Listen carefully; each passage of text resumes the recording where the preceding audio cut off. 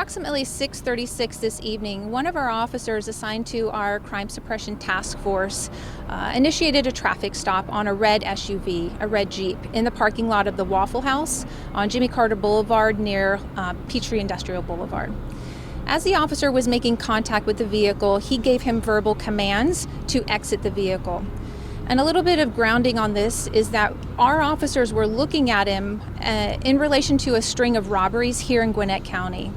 We knew that the driver of the red SUV had several outstanding warrants through our neighboring jurisdiction in Hall County. Of those warrants, they were armed robbery, possession of a firearm during the commission of a crime, possession of a firearm by a convicted felon, and pointing a pistol at another. So as our officer was doing the traffic stop, he gave verbal commands for the subject to exit his vehicle. The subject disobeyed verbal commands and ultimately hit the gas pedal, accelerating forward. At some point, the subject then took out a firearm and began shooting in the direction of the officer, striking at the Waffle House at least one time.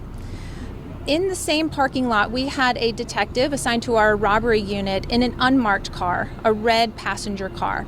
And that red passenger car had its blue lights going.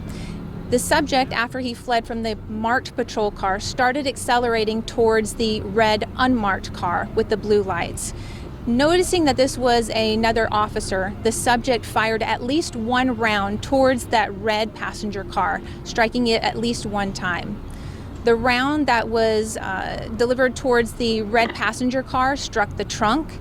It traveled through the trunk, through the back seat, and it traveled through the back seat into the driver's seat where the officer was sitting.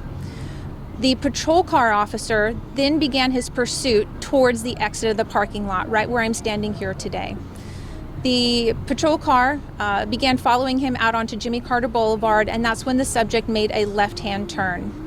Because of the accelerated speeds, the subject lost control of his vehicle, and at times you can see him on two wheels on the left side and two wheels on the right side as his vehicle was beginning to spin. As the vehicle was beginning to spin and come to a stop, his vehicle was facing the marked patrol car over near the right shoulder on Jimmy Carter Boulevard.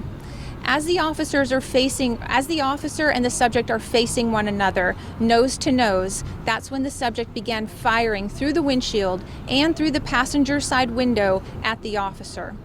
We don't know right now exactly how many times he fired at the officer, but our officer made contact with his vehicle, using his vehicle to strike the subject, and then ultimately exiting his vehicle and firing multiple times at the bad guy. The subject was fired upon multiple times, but at this time it's unclear exactly how many times he was shot. As soon as the shooting stopped, the officers pulled the subject out of the driver's seat and began to render aid until the fire department could arrive. The subject is deceased on the shoulder of the roadway, and the GBI has been activated per our protocol. Right now, because this is a very large crime scene encompassing not only the Waffle House and a parking lot, but the major roadway here on Jimmy Carter Boulevard, the roadway and the parking lot have been shut down through the duration of this investigation. We have members of our executive command staff here, in addition to our chief.